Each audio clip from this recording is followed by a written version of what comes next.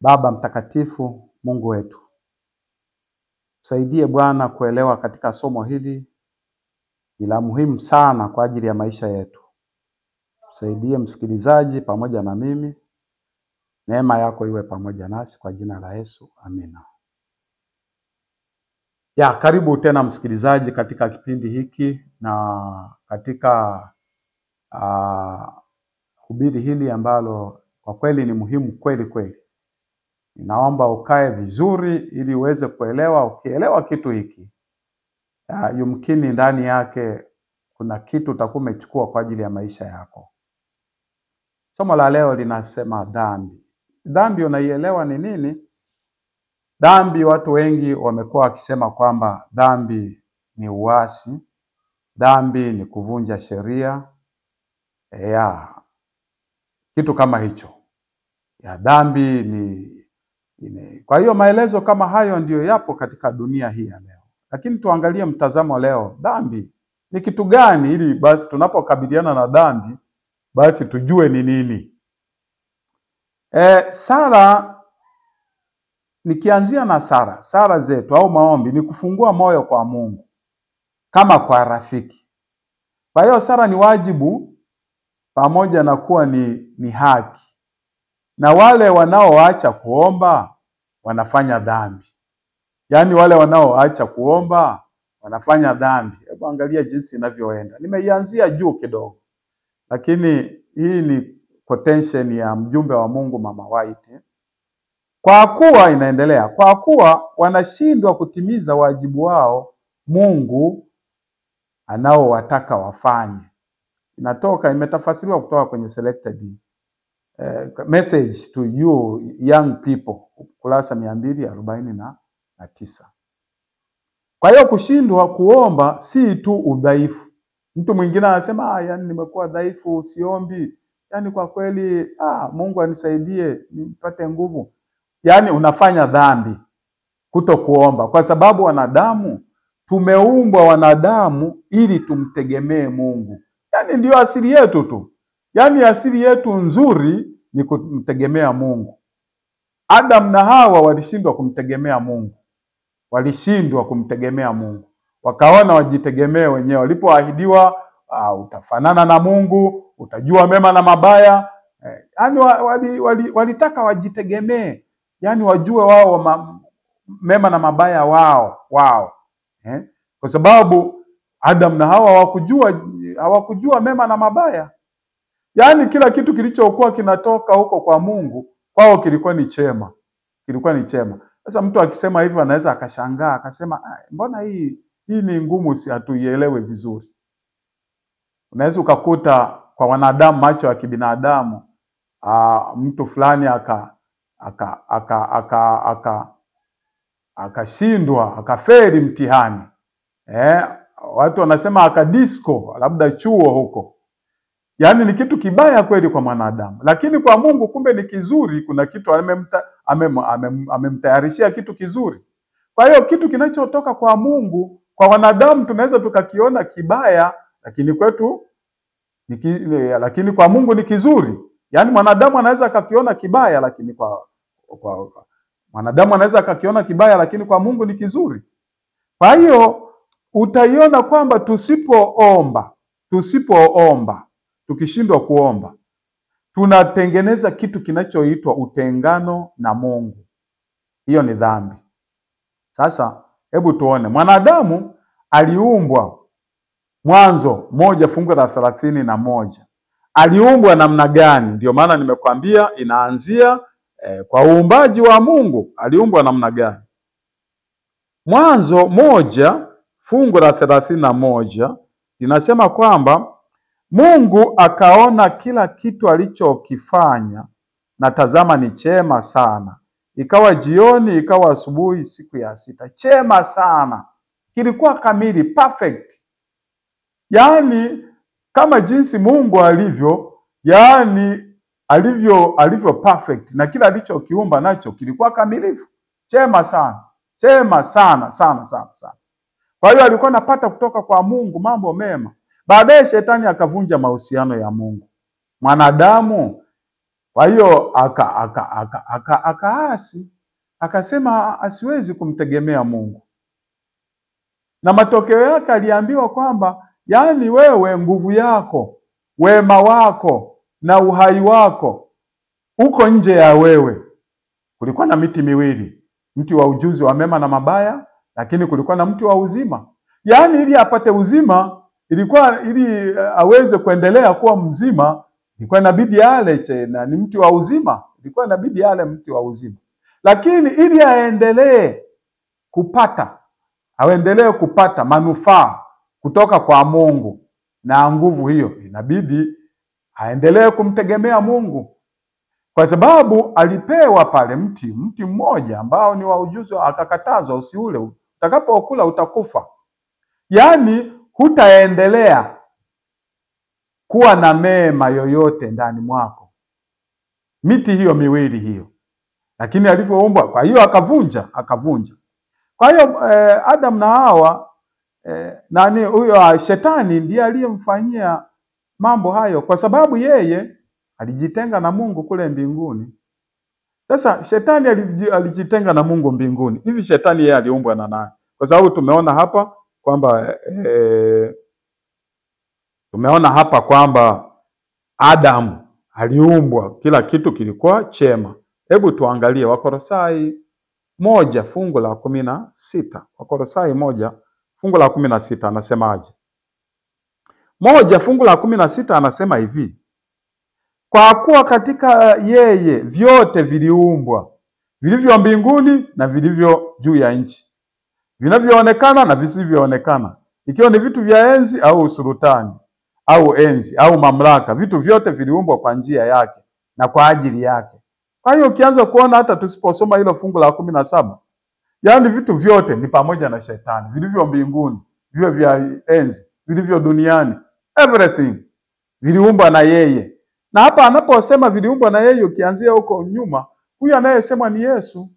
Anasema ni Yesu huyu. Nafsi ya pili ya uungu. Mambo ya nafsi haya tutakuja tujifunze haya. Sasa mbinguni alikuwaje huyu shetani ambaye alisema tuasi? Kwa kweli alijitenga na Mungu. Mbinguni huko alikuwaje? Hebu tusome Ezekiel 28. Ezekiel 28 fungu la 13 mpaka 15 linasemaje? Linasema, wewe shetani ulikuwa ndani ya Adeni. Kumbe mbinguni kulikuwa na Adeni. Hapa duniani kulikuwa na Edeni vile vile. Ni bustani ile. Bustani ya Mungu, kila jiwe la thamani lilikuwa kifuniko chako.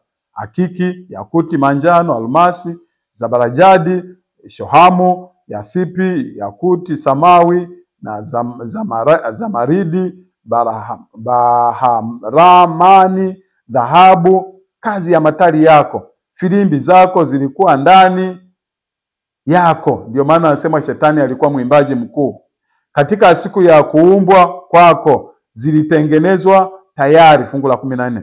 Wewe ulikuwa kerubi mwenye kutiwa mafuta afunikae, nami nalikuweka hata ukawa juu ya mlima mtakatifu wa Mungu. Mlima mtakatifu, makutano ya Mungu. Ndio umetembea huko na huko kati ya mawe ya moto. Mawe ya moto haya kumekuwa na tafasiri nyingi, lakini mimi tafasiri niliyoipata kutoka kwenye Kumbukumbu la Torati 33 fungu la 3, inaonekana alikuwa tunatembea juu ya upendo wa Yesu. Maana yake firestone kwenye Kumbukumbu ya Torati 33, yani mawe ya moto 33 fungu la 3 ni upendo wa Mungu, na hizo ndio mawe ya moto ni sheria za Mungu ambazo ziliandikwa katika mbao za mawe. Kwa hiyo na ukuta hayo yanaelezea upendo. Jana alitembea akiuona upendo wa Mungu. Fungu la 15, hiyo ni tafasiri ya kwangu ambayo nimeweza kuichukua. Fungu la 15 anasema, ulikuwa mkamilifu katika njia zako tangu siku ile ulipoumbwa, hata uovu ulipoonekana ndani yako. Kwa hiyo shetani unakuta kwamba hakuzini, hakuiba, lakini alijitenga na Mungu. Uovu ni kujitenga na Mungu. Kwa hiyo kujitegemea kulianzia mbinguni. Kujitegemea kulianzia mbinguni. Hebu tusome, tuangalie huo utengano na kujitegemea mimi ni kitu gani? Isaya Isaya 14 fungu la 12 anasemaje? Fungu la 12 anaambiwa shetani huyo, jinsi ulivyoanguka kutoka mbinguni, ewe nyota ya alfajiri, mwana wa asubuhi, jinsi ulivyokatwa kabisa, ewe uliyewaangusha mataifa. 13 nao ulisema moyoni mwako, nitapanda mpaka mbinguni. Ya kwanza hiyo, nitakiinua kiti changu juu kuliko nyota za mbinguni. Ya pili, nami nitaketi juu ya mlima na mkutano. Ya tatu hiyo, katika pande za mwisho za kaskazini. Fungu la 14, nitapaa kupita vimo vya mawingu. Ya 4 hiyo, nitafanana naye aliye juu. Ya 5, lakini utashushwa mpaka, nafikiri ziko 6 zote anasema nita. Kuna moja ambayo nimeiruka hapo, nita. Yaani ubinafsi ukaanza mbinguni kule, na ulianzishwa na Yesu, naamini na shetani. Ulianzishwa na shetani, ndiye akauteremsha hapa duniani hapa, na akaenda mpaka kwa Hawa, naye anamwambia utafanana na Mungu, utajua mema na mabaya. Mpaka leo tumeambukizwa hicho. Hiyo ndio dhambi yenyewe, utengano na Mungu. Ulizaa chanzo cha shetani, yaani udanganyifu, yaani ukazaa uongo. Hebu tuangalie Ufunuo. Yaani ukiwa mbinafsi utakuwa muongo. Lazima uwe muongo sana, lazima uwe muongo ili kulinda ubinafsi wako. Fungu la 12 tuangalie Ufunuo 12 fungu la 7 anasemaje? Anasema hivi, kulikuwa na vita mbinguni, Mikaeli na malaika zake wakapigana na yule joka, naye joka akapigana nao pamoja na malaika zake, nao hawakushinda, wala mahali pao hapakuonekana tena mbinguni. Fungu la 9, yule joka akatupwa, yule mkubwa nyoka wa zamani aitwaye Ibilisi na Shetani, audanganyaye ulimwengu wote, wakatupwa, hata nchi na malaika zake wakatupwa pamoja naye. Kwa hiyo mtaji wa shetani sasa hivi ni uongo, na ndio maana wanadanganywa wasomi, wanadanganywa wenye mali, wenye elimu. Ni uongo. Yaani siku moja nilikuwa namwambia mtu mmoja, nikamwambia, ukiwa na keki tamu nzuri, halafu ikawekewa kidogo tu, kidogo sana, yaani ukaambiwa bana hapa kwa kweli ni keki hii, lakini ina kidogo kinyesi kutoka kama zile wanazofanyia vipimo kule hospitali, kidogo sana, itaitwa keki kweli hiyo? Haitwi keki tena. Imewekewa uchafu kidogo, haitwi keki tena. Yaani imeharibika, hata kama lile lingine lote ni keki tamu iliyo nzuri. Yaani ndio shetani jinsi anavyofanya, anaweka uongo, anaweka kidogo, kiasi kwamba wewe mara nyingine huwezi ukasoma. Kama huna roho wa Mungu huwezi ukasoma na ukaelewa. Kwa hiyo shetani akachukua mtaji huo, akawa ni muongo. Na ndio maana wanadamu wengi hawajajua duniani kwamba kwa kweli kuna uongo humo. Hebu tuangalie anasemaje katika Yohana 8 fungu la 44. Yohana 8 fungu la 44 anasema hivi. Sikiliza. Yohana 8 fungu la 44. Ninyi ni wa baba yenu Ibilisi, na tamaa za baba yenu ndizo mpendazo kuzitenda. Yeye alikuwa muuaji tangu mwanzo, naye hakusimama katika kweli, kwa kuwa hamna hiyo kweli ndani yake. Asemapo uongo husema yaliyo yake mwenyewe, kwa sababu yeye ni mwongo na baba wa huo. Yaani unaenda kanisani, unaenda kusali, unajua kwamba unaenda kwenye ile kweli? Una uhakika kwamba ni kweli hiyo? Una hakika kwamba ni kweli? Na unajua kabisa kwenda kusali ni kutafuta uzima wa milele, ni zaidi ya kutafuta mali za duniani hapa. Juhudi ambayo ungeitumia kutafuta ukweli ingekuwa ni kubwa zaidi kuliko juhudi unayotumia kutafuta mali. Lakini wanadamu wamedanganywa, wanaona kama mali yaani ndio yote katika yote, na matokeo yake wanakufa. Na wanapokufa sasa Kuna dini zingine zimekuja kwamba ukifa tunaweza tukakuombea, ukaleta mali zako tukakuombea. Uongo. Wakapewa uongo wa namna hiyo, na kweli uongo wa aina mbalimbali watu wamepewa, ambao watu wameaminishwa kwa hivyo ili wafe katika dhambi, wafie katika dhambi.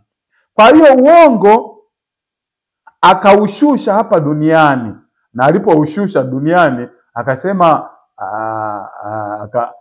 kwenye Mwanzo 1 fungu la 16, 2 fungu la 16, aliambiwa usile tunda lile, usile, lakini na utakapokula utakufa hakika. Lakini uongo akasema hakika hamtakufa. Na uongo anapoushusha, uongo unakuja kwa namna fulani. Wewe hapo angalia, naambiwa eti Mungu hivi ndivyo alivyosema, msile matunda yote, ambavyo kwa kweli Hawa hakuambiwa hivyo kwamba wasile matunda yote, lakini anamuingeji kwanza, anamuingiza kwenye maongezi ili waweze kuongea. Lazima aseme kitu ambacho najua lazima ataunga mkono, lazima ataingia maongezi naye. Shetani sio wa kuongea naye. Alipoambiwa eti Mungu amesema usile matunda haya ya bustani ya Eden, eti usile matunda ya bustani ya Eden. Kwa hiyo ameingizwa kwenye kwa hiyo anajibu, anasema hapana, kwa kweli Mungu hajasema hivyo. Anaingia kwenye maongezi, na anapoingia kwenye maongezi, shetani analeta uongo, na analepoleta uongo analeta na ahadi. Shetani huwa analeta ahadi, lazima alete ahadi, na ahadi ile ni ya kwamba utafanana na Mungu. Na yeye kule mbinguni alisema nitavipandisha viti vyangu juu kabisa, nitafanana na Mungu. Na anamletea Hawa, naye anasema utafanana na Mungu, utajua mema na mabaya, kitu ambacho ilikuwa ni uongo. Kama ilivyo kwa haki, dhambi vile vile inategemea mitazamo miwili. Tuiangalie mitazamo miwili ya dhambi. Dhambi kuna mtazamo wa kitabia, lakini kuna mtazamo wa kimahusiano. Sasa wengi ulimwengu wa leo unaangalia dhambi kwa mtazamo wa kitabia, kwamba dhambi ni uvunjaji wa sheria. Yaani kwenye waraka wa kwanza wa Yohana, nafikiri iko kwenye waraka wa kwanza wa Yohana. Hebu tuisome waraka wa kwanza wa Yohana, hii ni 3 fungu la 4. Inasema hivi: kila atendaye dhambi afanya uasi, kwa kuwa dhambi ni uasi. Ni uasi wa nini? Wa sheria. Ukienda kwenye kibinania ya Kiingereza itakwambia it's a transgression of law. Ni uasi wa sheria. Lakini ni zaidi, ni kweli maelezo hayo ni sawa, lakini ni zaidi ya hapo. Na maelezo hayo yana maana yake tunapoambiwa dhambi ni uasi wa sheria, ni uasi. Maana yake ipo, tutaendelea huko mbele utaielewa zaidi. Kwa hiyo ni zaidi ya hayo. Je, mtu akiacha kufanya dhambi anakuwa mwenye haki? Anakuwa mwenye haki? Anaweza akawa haki mtu kabisa hafanyi dhambi, anakuwa mwenye haki? Jibu ni hapana. Wengi hawana nafasi tu ya kutenda dhambi. Yaani kumbe ni wa dhambi tu ndani, lakini nafasi ya kutenda dhambi haipo. Kwa mfano, mwizi ambaye hajapata fursa ya kuiba, hajapata hiyo fursa tu. Yaani, lakini moyo wake unatamani kuiba. Huyo ni mdhambi, huyo ni mdhambi. Yaani mzinzi ambaye hajapata tu fursa, labda hajapata hela za kuweza kutumia kwa kina mama hao, lakini hana hiyo, lakini akiipata fursa, huyo ni mzinzi tu, huyo ni mzinzi. Kwa hiyo haki sio kwamba kuvunja sheria tu. Na ndiyo maana Yesu aliwakataa watu wa namna hiyo waliokuwa na matendo hayo ambayo ni ya nje, ambayo yanamfanya mtu aonekane kuwa mwenye haki. Mathayo 7 fungu la 20. Hebu angalia anavyosema. Huyu ni Yesu mwenyewe anasema, ndiposa kwa matunda yao mtawatambua. Kila mtu aniambiaye Bwana Bwana si kila mtu aniambiaye Bwana Bwana atakayeingia katika ufalme wa mbinguni, bali ni yeye afanyaye mapenzi ya Baba yangu aliye mbinguni. Wengi wataniambia siku ile, Bwana Bwana, hatukufanya unabii kwa jina lako, na kwa jina lako kutoa pepo, na kwa jina lako kufanya miujiza mingi? Fungu la 23. Ndipo nitawaambia dhahiri, sikuwajua ninyi, kamwe ondokeni kwangu ninyi mtendao maovu. Naona hiyo, mtendao maovu, mliojitenga na Mungu. Uovu ni kujitenga na Mungu. Basi kila asikiaye maneno yangu na kuyafanya atafananishwa na mtu mwenye akili. Sawa. Unaona hicho kitu? Walifanya mambo mazuri. Kwa hiyo unaweza ukakuta mtu mwadilifu au havunji sheria, lakini sio kwamba sio mdhambi. Hapana, tutaona dhambi ni nini? Dhambi ni nini? Utaona hao walikuwa wanafanya mambo mazuri. Kijana mwingine tajiri kwenye Mathayo ndio uone dhambi ni zaidi ya kuvunja sheria. Ni zaidi. Mathayo ngapi? 18. Mathayo 18 hapa. No, ni Mathayo 19 hii. Mathayo 19. Hii ni Mathayo 19 fungu la 16. Linasemaje? Linasema hivi, natazama mtu mmoja akamwendea, akamwambia, mwalimu, nitende jambo gani jema ili nipate uzima wa milele? Jambo gani? Akamuuliza, kwani kuniita mwema? Ndio, naweza kanani. Akamwambia, kwani kuniita mwema kwa habari? Akaniuliza, akamwambia, kwani kuniuliza habari ya mema? Aliye mwema ni mmoja, lakini ukitaka kuingia katika uzima, zishike amri. Kama kweli dhambi ni kuvunja sheria, naambiwa zishike amri. Angalia kijana huyo alivyojibu. Fungu la 18 akamwambia, zipi? Yesu akaanza kuziainisha, akasema ni hizi: usiibe, usizini, usiue, usishuhudie jirani uongo, waheshimu baba yako na mama yako, mpende jirani yako kama nafsi yako. Yule kijana akamwambia, haya yote mbona haya mimi siyavunji haya. Mimi haya siyavunji kabisa. Yule kijana akamwambia, haya yote nimeyashika tangu utoto wangu. Haya. Fungu la 21. Yesu akamwambia, ukitaka kuwa mkamilifu, enende ukauze ulivyo navyo, uwape maskini, nao utakuwa na hazina mbinguni, kisha njoo unifuate. Kijana yule aliposikia neno lile alienda zake kwa huzuni, kwa sababu alikuwa na mali nyingi. Unaona dhambi jinsi ilivyo. Alisema kabisa, haya yote mimi nimeshayafanya, nimepungukiwa na nini tena? Kumbe ni zaidi ya pale.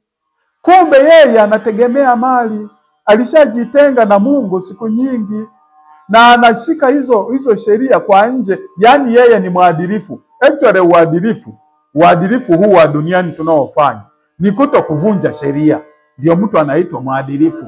Lakini uadilifu au mtu ambaye ni haki ile inayotajwa na Mungu, sio kuto kuvunja sheria. Haki ile inatakiwa itoke ndani ya moyo kule. Changamoto ya kutenda mema tu. Hebu angalia uone dhambi sio kutokuvunja sheria tu. Hebu tuone sehemu nyingine. Yakobo 4 fungu la 17. Yakobo. Watu wanaosema dhambi ni kuvunja sheria. Yakobo 4 fungu la 17 anasema hivi. Anasema hivi, basi yeye ajuaye kutenda mema wala hayatendi, kwake huyo ni dhambi. Hapo sheria iko wapi hapo? Yaani ajuaye kutenda mema halafu hayatendi, kwake huyo ni dhambi. Unaona mambo hayo? Kwa hiyo ielewe dhambi ni nini unapomhitaji Yesu Kristo afanye utakaso kwa damu yake. Angalia, ajuaye kutenda jema asilitende, kwake huyo ni dhambi. Hebu tuone kitu kingine. Warumi ngapi? Warumi 14. Hii ni Warumi 14 fungu la ngapi? La 20 na Warumi 14. Warumi 14 fungu la 23. Anasema hivi, na kila tendo lisilotoka katika imani ni dhambi. Yaani tendo ambalo halitokani na imani, yaani huna muunganiko na Mungu, ni dhambi. Ndio maana tulianza na neno la kwamba mtu yoyote asiyeomba kwa Mungu, mwanadamu aliyeumbwa akiwa mkamilifu, ingawa tulifanya dhambi na tukaambiwa sasa tuombe, na tukapewa njia ya Yesu Kristo, kwamba sasa kwa sababu tu wa dhambi tutapitia kwa Yesu Kristo. Alikuja Yesu huyu, yaani kuwa katika mwili afanane na sisi, Maana angekuja katika Mungu tusingekaa naye. Hata wewe fikiria chumbani kwako siku moja Mungu ashuke humo ndani, uweze ukakaa hata siku moja. Akaja katika mwili. Ili kwa kupitia yeye tunaomba maombi yetu kwa kupitia Yesu Kristo. Na watu wanadamu wanapodanganya kwamba tunaweza tukaomba kwa kupitia mwanadamu wenzake, huo ni uongo, Biblia haijasema hivyo. Sasa tuliambiwa hivyo, tendo lolote lisilokuwa la imani ni dhambi. Kwa hiyo kutenda kwa imani, hapa ndipo kuna kuja hapa Yesu anahusika. Kanisa la Bwana nalo limekuwa vuguvugu, kwa sababu nalo katika wakati wa siku zetu hizi ndio dhambi ilipo, kwa sababu Yesu ameachwa. Watu wameamua kujitegemea, ndio maana linaitwa kanisa la Laodikia. Lina uvuguvugu, yaani wanaenda kanisani wanajaa, wanaimba mapambio, lakini hawana Mungu, wamejitenga na Mungu, wamemwacha nje. Hebu tuone. Tusije tukasema maneno yetu tu. Tuseme maneno kabisa yanayotoka katika neno la Mungu. Funuo 3 fungu la ngapi? Fungu la 20. Fungu la 20 linasema hivi: tazama nasimama mlangoni, nabisha, mtu akisikia sauti yangu na kufungua mlango, nitaingia kwake, nami nitakula pamoja naye na yeye pamoja nami. Yuko mlangoni, tumemwacha Yesu nje. Ndio kanisa la wakati ule. Ndio maana kanisa la Laodikia ni la kimwili zaidi. Ni la kimwili zaidi. Hata ukienda kanisani unakuta promotion ziko nyingi. Unakuta yani taratibu za kanisani huko ni za kimwili zaidi. Wengine wanaigiza hata huko nje. Wengine utakuta hata kanisani wanasema DJ tuletee wimbo huko. DJ Disco Joka anaingia mpaka kanisani. Yaani wengine wanatamani kucheza kama wanavyocheza kwa sababu wanataka waingize tu ile michezo na nyimbo, waingize neno Yesu tu. Lakini actually ni mambo ya shetani, ni mambo ya shetani. Miziki yote kanisani imekuwa ya shetani. Yesu kaachwa nje, kaachwa nje. Yaani ukienda ukienda katika Isaya, huyu anaitwa Isaya. Ukienda katika Isaya utaona tu jinsi anavyojieleza. Isaya fungu la kwanza, 4 fungu la kwanza.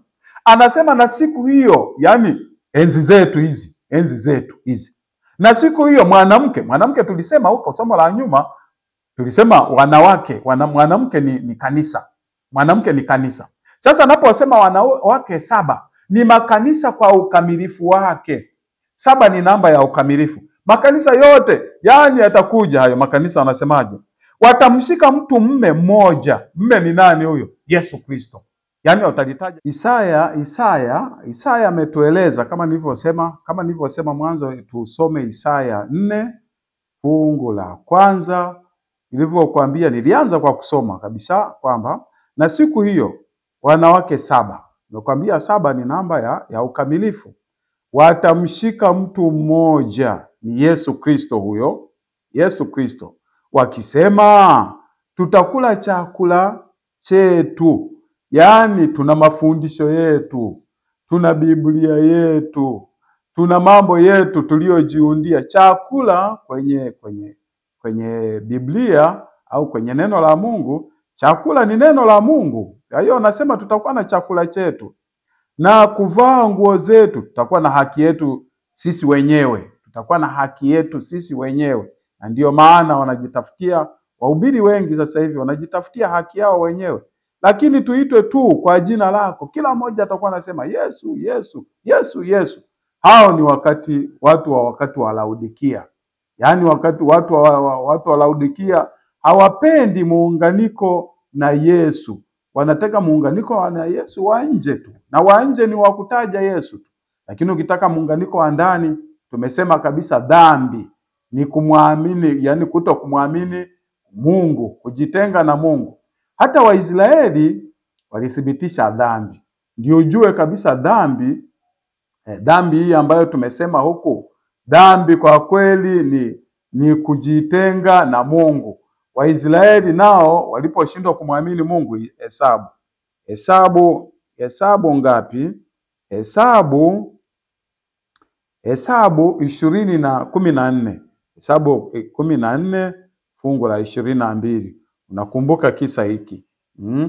Nasema kwamba Kwa sababu watu hawa ambao wameuona utukufu wangu na ishara zangu nilizozitenda huko Misri na huko jangwani, pamoja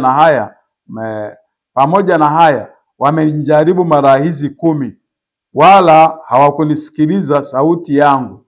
Ndio maana nakwambia ndugu msikilizaji, usiposikia sauti ya Mungu, maelekezo yake, maagizo, sheria zake, kwa kweli umejitenga na Mungu, umefanya dhambi.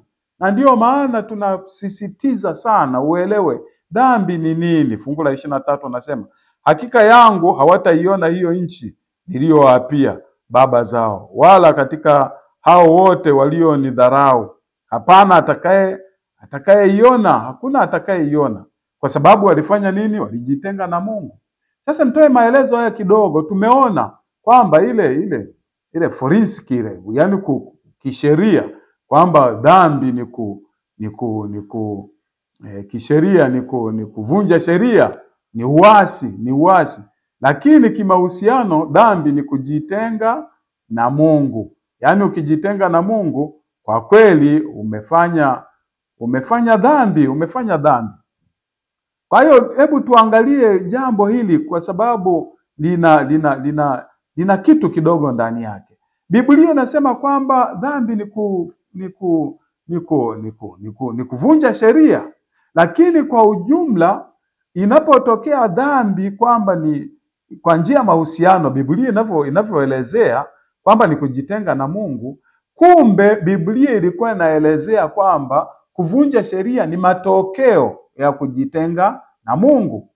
Kwa hiyo hata Adam na Hawa, si kwamba walitenda dhambi walipokula lile tunda. Hapana. Yaani walikuwa wameshaanza kutenda dhambi saa nyingi. Hawa alikuwa ametenda dhambi saa nyingi. Hawa tayari alikuwa ameshakuwa na mawazo ya kujitenga na Mungu. Hawa tayari alikuwa ameanza kujiona kwamba anaweza akatembea peke yake. Yaani kutembea peke yake sina maana kwamba wangetembea wameshikana mikono kila wakati, lakini mawazo ya kuwa na Adamu wakati wote alikuwa tayari ameshaona kwamba kumbe anaweza akatembea na yeye peke yake. Kumbe na yeye anaweza akatembea huko na huko peke yake bila madhara yoyote. Alikuwa ameshaona kichwani mwake, alikuwa ameshaanza kutoa kwamba kumbe sio lazima kwamba niwe na Adamu, niwe na mwazia kila wakati. Sio lazima nimwazie Mungu kila wakati. Kwa hiyo alikuwa ameshaanza utengano na Mungu muda mrefu. Kwa hiyo kitu jambo la kula tunda alikuwa anathibitisha kile kilichoko ndani mwake. Hata sisi leo mambo ya kuzini, mambo ya kuiba, mambo ya kusema uongo, tunathibitisha kile kilichoko ndani ya mioyo yetu. Yaani Mungu anakuwa tayari ameshafanya utengano na sisi. Mungu anakuwa hayumo, hatuwezi kutenda jema. Ndio maana anasema kwamba mtu yeyote ajuaye kutenda mema na asiyatende, kwake huyo ni dhambi. Lakini vile vile anasema kwamba mtu yeyote asipofanya jambo kwa imani, kwake hiyo ni dhambi. Kwa hiyo utengano unakuwa uko tayari. Sasa hata mtoto mdogo mara nyingine unakuta kwa sababu amezaliwa katika dhambi. Unajua dhambi iliingia. Hebu tuendelee hapo uone. Mtoto mdogo naye atakuaje?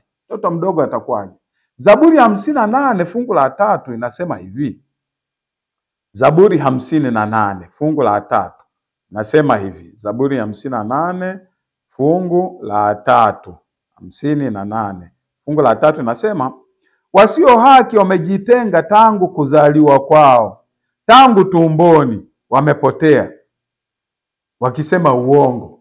Unaona? Kwa hiyo unaweza ukasema kwamba mtoto mdogo naye ametenda dhambi. Hapana. Lakini mtoto mdogo ni mdhambi kwa sababu amezaliwa akiwa amejitenga na Mungu. Amejitenga tayari na Mungu. Sasa unakuta kuna neno linasema kwamba dhambi iliingia kwa mtu mmoja, Adamu. Watu wote wakawa ni wadhambi. Sasa kuna tofauti ya kutenda dhambi na mdhambi. Yaani kuna binadamu wote katika dunia hii tumezaliwa tukiwa tumejitenga na Mungu. Kwa kweli tukiwa na mwili huu wa dhambi. Lakini kuna mmoja tu ambaye alizaliwa, yeye hakuwa amejitenga na dhambi, hakuwa amejitenga na Mungu, lakini amezaliwa na mwili wa dhambi. Huyu ni Yesu Kristo. Mwili wake una madhara ya dhambi, tena dhambi ambayo imedumu kwa miaka 1400, lakini hakuwa na utengano na Mungu wake. Hakuwa na utengano kwa sababu tunajua jinsi alivyozaliwa. Kwa hiyo huyu alikuwa ni mdhambi au hakuwa mdhambi? Huyu hakuwa. Ili uwe mdhambi ni lazima dhambi uitende. Ili uwe mtu mmoja, kuna siku moja walikuwa wanaenda kule ziwani kule, walikuwa wanatafuta wavuvi haramu. Sasa wakawa wanapita kwenye nyumba za watu, wanaangalia, wewe ni mvuvi? Zile nyumba ambazo samaki haramu wameshikwa pale, wewe ni mvuvi? Anasema ndio. Wanashikwa, wanapelekwa. Lakini mtu mmoja akajitetea akasema, mimi ni mvuvi sawa, lakini mimi si mvuvi wa samaki haramu.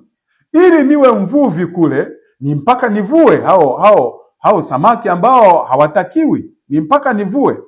Mwogeleaji hawezi akashikwa akaitwa mwogeleaji kwa kuwa na bwawa au kwa kuwa amechimba pale bwawa. Lakini mwogeleaji anakuwa mwogeleaji pale anapoonekana akiogelea. Na ndiyo maana tunaambiwa kabisa sisi hali yetu ya kwanza, tumezaliwa tumejitenga na Mungu. Tumezaliwa tukiwa tumejitenga na Mungu. Kwa hiyo tuna propensity to sin. Yaani tuna mwelekeo wa kutenda dhambi. Yaani mwelekeo wetu kila wakati ni wa kutenda dhambi. Ni wa kutenda dhambi mwelekeo wetu. Ambaye hakuzaliwa na huo, kutokuwa na mwelekeo huo, ni Yesu Kristo peke yake, pamoja na kwamba ni mwanadamu. Alizaliwa bila mwelekeo wa dhambi. Lakini wanadamu wote wamezaliwa na mwelekeo wa dhambi. Kuna somo huko mbele ambalo linalosema, sasa kama tumezaliwa na mwelekeo wa dhambi na sisi hatukutaka hali hiyo, si tuna makosa gani? Lipo somo. Kwa hiyo ndio maana tunaambiwa tunatakiwa kuzaliwa mara ya pili. Kwa sababu mara ya kwanza tumezaliwa tukiwa na mwelekeo wa dhambi, tukiwa wa dhambi. Sasa yani kufanya dhambi sio tatizo kwetu. Yani mawazo yetu ni madhambi.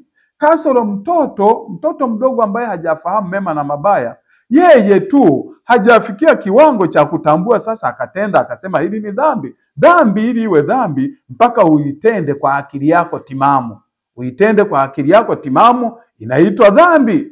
Hebu tusome kwenye Ezekiel 18. Ezekiel 18 fungu la 20 nasema kwamba, Ezekiel 18 fungu la 20 inasema kwamba, inasema hivi, basi roho itendayo, neno hilo itendayo unaweza ukalipigia mstari, roho itendayo dhambi ndiyo itakayokufa. Mwana atauchukua uovu wa baba yake, wala baba hata uchukua uovu wa mwanawe. Haki yake mwenye haki itakuwa juu yake, na uovu wake mwenye uovu utakuwa juu yake. Kwa hiyo itendayo dhambi, tumezaliwa kwenye dunia hii ya dhambi. Tumezaliwa na mili ya dhambi kama alivyozaliwa Yesu Kristo. Lakini tuko tofauti kwamba sisi ni wa dhambi kwa sababu tuna mwelekeo, tunavutiwa na dhambi. Yesu hakuwa na mwelekeo wa kutenda dhambi wala hakuvutiwa na dhambi. Hilo ni somo lingine, lakini lipo. Ndio maana katika kujaribiwa kwake Yesu alikuwa anajaribiwa kutaka kujitenga na Mungu, kujitegemea, kufanya kwa nguvu zake, kwa uwezo wake. Wakati sisi tumezaliwa kwa kumtegemea Mungu, tumezaliwa kumtegemea Mungu, na kuto kumtegemea Mungu ni dhambi. Na Yesu amezaliwa hana mwelekeo wa kuto kumtegemea Mungu. Yaani yeye kazi yake, kila neno alilokuwa analifanya hapa lilikuwa linatoka kwa Mungu. Na ndio maana kujaribiwa kwake alijaribiwa kama sisi tunavyojaribiwa kujitegemea wenyewe, kutumia akili zetu, kuwa watu wa kimwili. Kanisa la Laodikia, sisi tu Shetani ametuwini kwa sababu tunajitegemea, tunatumia akili zetu, tunatumia uwezo wetu, na ili tusitumie uwezo wetu tusio wa dhambi, natakiwa tumtegemee Mungu. Yesu alijaribiwa katika hilo, alishinda. Na ndio maana naposema alijaribiwa kama sisi, katika mambo yote alijaribiwa hilo. Lakini katika hivi, nani mwenye uwezekano mkubwa wa kujaribiwa? Yule aliye na nguvu za kuweza kujitoa kwenye majaribu, ndiye anajaribu kubwa zaidi kuliko yule asiyekuwa na nguvu. Of course, yule aliye na nguvu anaweza akatumia nguvu zake kuto kufanya dhambi. Yesu alikuwa na jaribu kubwa zaidi, kwa sababu yeye alikuwa anaweza kujaribiwa tu kwa sababu nguvu anazo, ili azitumie ili kwamba shetani asimuweze. Lakini hakuweza. Sisi tusio na nguvu ndio tungemtegemea Mungu zaidi, kwa sababu hatuna uwezo huo. Kwa hiyo Yesu alikuwa na jaribu kubwa zaidi kuliko sisi la kujaribiwa kuingia katika dhambi, kujitenga na Mungu. Kwa hiyo ndio maana unahitaji kuzaliwa mara ya pili.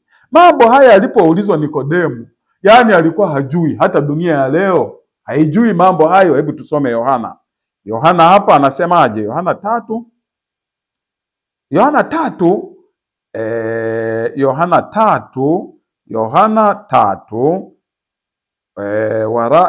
ni Yohana 3 Injili 3 fungu la 4 mpaka la 6, anasema Nikodemu akamwambia Yesu, awezaje mtu kuzaliwa akiwa mzee? Aweza kuingia tumboni mwa mamaye mara ya pili akazaliwa? Yesu akamjibu, amini amini nakwambia, mtu asipozaliwa kwa maji na kwa Roho hawezi kuingia katika ufalme wa mbinguni. Kilichozaliwa kwa mwili ni mwili, kilichozaliwa kwa Roho ni roho. Ndiyo majadiliano yaliyopo leo duniani. Kilichozaliwa kwa Roho, Yesu Kristo. Kilichozaliwa kwa mwili, sisi wanadamu. Okay, na yeye alizaliwa kwa mwili, lakini mbegu yake ilikuwa ni kwa Roho. Sisi mbegu imetoka kwa Adamu. Yesu Kristo mbegu imetoka kwa Mungu. Sisi baba yetu ni Adamu. Yesu Kristo baba wa mbinguni alizaliwa kwa Roho. Na ndiyo maana kujaribiwa kwake yeye ilikuwa ni kujaribiwa ili kutumia nguvu zake kujiokoa, ambako ni dhambi. Kwa hiyo kimahusiano dhambi ni utengano na Mungu. Dhambi ni utengano na Mungu. Yohana 16 fungu la Yohana 16 fungu la 8 na la 9 anasema hivi, naye akiisha kuja huyo atauhakikisha ulimwengu kwa habari ya dhambi. Huyo Roho Mtakatifu anasema hiyo, ukisoma hiyo sura inaongelea Roho Mtakatifu. Naye akiisha kuja huyo atauhakikisha ulimwengu kwa habari ya dhambi na haki na hukumu. Fungu la 9, kwa habari ya dhambi kwa sababu hawaniamini mimi. Yes, yani ndio maana kimahusiano dhambi ni utengano, kujitenga na Mungu. Kwa sababu usipomwamini Mungu, usipomwamini Yesu ni dhambi. Kwa sababu umejitenga, utawezaje kuishi katika dunia hii? Utawezaje kuishi ukimtegemea Mungu? Haiwezekani tena. Israeli nao walijitenga na Mungu. Zaburi 78. Uione dhambi ya Israeli ilivyokuwa. Zaburi 78 inasema, Zaburi 78 inasema fungu la ngapi? Fungu la 21 inasema hivi, hivyo Bwana aliposikia akaghadhabika. Aliposikia nini? Habari za wana wa Israeli, akaghadhabika.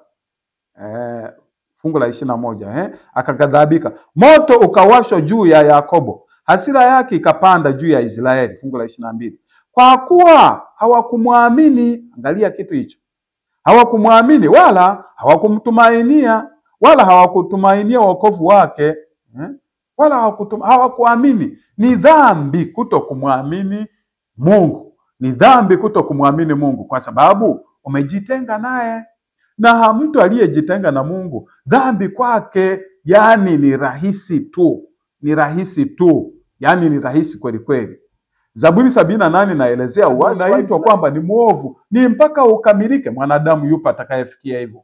Kwa hiyo aliyefikia kiwango hicho ni Yesu peke yake. Na ndiyo maana mwenye haki, kuna somo linakuja ambalo utajifunza huko mbeleni, linaloitwa haki. Utaijua haki ni nini. Haki inayofanyika kwa mahakimu sasa hivi sio haki yenyewe. Haki ni inatolewa na yule aliyepata 100%. Lakini hata ukipata 99.9999 bado sio haki. Hamna. Yani kwa Mungu hamna kitu ambacho cha unayosema kwamba hapa ni amefanya vizuri. Ni mpaka ifikie ukamilifu wote, perfection, yani ukamilifu wote. Kwa hiyo alichokuwa anaambiwa Hawa ni nini? Alikuwa anaambiwa Hawa nini wakati ule? Kwa kweli Hawa alifikia sehemu alikuwa anaambiwa ajitegemee. Shetani alikuwa anamwambia ili aweze kujitegemea, ili ajitenge na Mungu, awe na uwezo na yeye wa kuamua, wa kuweza kujua hili ni zuri au ni baya. Lakini wakati wa kwanza alikuwa anaambiwa kwa kweli yanayotoka kwa Mungu. Sasa kwa Mungu yote ni mema. Kwa Mungu hamna baya lolote kule. Sasa watajua mema na kwa mfano nikupe mfano. Kabla ya kufanya dhambi Hawa, kabla ya kufanya Adam na Hawa, kabla ya kujitenga na Mungu, akala lile tunda na matokeo yake yakaonekana, si alikuwa yuko uchi. Sasa alikuwa anaona kuwa uchi alikuwa anaona ni vibaya. Alikuwa haoni vibaya kuwa uchi. Alikuwa anaona sawa tu. Kwa hiyo baada ya kula lile tunda ndiye akajiona kumbe niko uchi. Akaona vibaya sasa. Unaona mambo hayo? Ndio maana kwa Mungu hata kile kilicho kibaya kwake ni chema tu. Akaona sasa ile kumbe niko uchi ni vibaya, akajificha. Ndio maana Mungu anamuuliza, kwa nini umejificha? Kwani umekula lile tunda? Kwani umejitenga na mimi? Kwa sababu sasa anaamua sasa kuona kumbe hajaambiwa na mtu kwamba kuwa uchi ni vibaya, lakini anaona tayari tayari ni vibaya. Kwa hiyo dhambi, ndugu zanguni, ni kujitenga na Mungu. Kwa hiyo tudumishe sana mahusiano na Mungu. Tutaikomesha madhara ya dhambi. Ya uasi wa sheria utakoma, kutokutenda mema kutakoma, kutokumwamini Mungu kutakoma. Kwa hiyo hata ubinafsi utakoma. Kwani ubinafsi ni nini? Ubinafsi ubinafsi, kinyume cha ubinafsi ni upendo. Kwa hiyo ubinafsi ni kujitenga na Mungu, ni kuwa wewe peke yako. Warumi 13 fungu la 8, inapoenda Warumi 13 fungu la 8, Warumi 13 fungu la 8 nasemaje? Warumi 13 fungu la 8. Warumi 13 fungu la 8 anasema hivi: msiwiwe na mtu chochote isipokuwa kupendana, kwa maana ampendaye mwenzake ametimiza sheria yote. Ubinafsi umeisha, hamna kitu kingine chochote tena pale. Kwa hiyo ina maana dhambi haipo. Yani wewe umetimiza sheria, unawezeshwa na Mungu kutimiza sheria. Upendo wa Mungu ni lazima uwezeshwe na Mungu. Isaya 59 fungu la 2.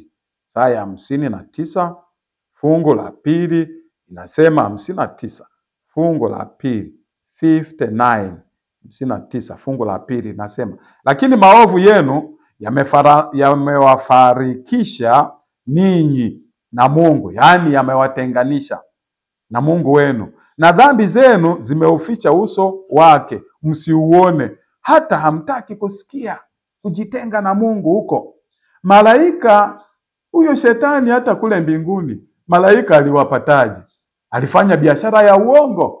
Alikuwa anafanya ili wajitenge na Mungu. Basi hata leo uongo huo upo, ndio unaoendelea. Watu wanapigwa na uongo aina nyingi tu, aina nyingi. Kwa hiyo duniani kuna makundi mawili. Yapo makundi mawili. Ngoja nilisome kundi la kwanza ulione. Kundi la kwanza napoenda kumalizia waraka wa kwanza wa Yohana 3 fungu la 10. Fungu la kwanza na la pili. Duniani kuna mafungu mawili tu. Waraka wa kwanza fungu la 10 nasema, katika hili watoto wa Mungu ni dhahiri, na watoto wa Ibilisi nao ni dhahiri. Kwa hiyo kuna watoto wa Mungu na kuna watoto wa Ibilisi. Watoto wa Mungu ni wale walio na mahusiano naye. Watoto wa Ibilisi ni wale waliojitenga naye. Watoto wa Mungu hawana dhambi. Watoto wa Ibilisi wana dhambi kwa sababu wamejitenga na Mungu. Linaendelea fungu. Mtu yoyote asiyetenda haki hatokani na Mungu, wala yeye asiyempenda ndugu yake, huyo hatokani na Mungu. Ndio. Kwa hiyo kuna makundi mawili tu. Waraka wa kwanza, tuende sura ya pili, anasema kwamba 2 fungu la 2 mpaka la 4, anasema 2 mpaka la 4. Naye ni kipatanisho, Yesu huyo, naye ni kipatanisho kwa dhambi zetu. Yaani sisi utengano wetu na Mungu ndiye anatupatanisha. Yesu hakuja kupatanisha kwamba wewe yani ajenda yake kubwa usizini, usiibe. Amekuja kupatanisha usijitenge na Mungu, ili matokeo ya kujitenga na Mungu yasionekane, yaani kuzini, kuiba. Hiyo ni Waingereza wanasema kwamba ni sin plural, yaani ni dhambi, matokeo ya dhambi. Lakini kujitenga na Mungu ni sin singular, yaani dhambi moja, ili inayosababisha yote haya matokeo ambayo tunaambiwa tusiyafanye. Yaani ndio maana tunaambiwa, je, unazaa matunda gani? Matunda unayozaa nini? Lakini hayo matunda yanatokana na, je, una muunganiko na Mungu au una utengano na Mungu? Ndio matunda yale, usizini, usiibe, usifanye nini. Ndio maana nirudie hili fungu. Nasema naye Yesu huyo ndio kipatanisho kwa dhambi zetu, wala si kwa dhambi zetu tu, bali na kwa dhambi za ulimwengu. Anaposema kipatanisho, sio kwamba tunapatana na dhambi. Kipatanisho kutoka kwenye dhambi zetu. Yesu huyo. Fungu la 3.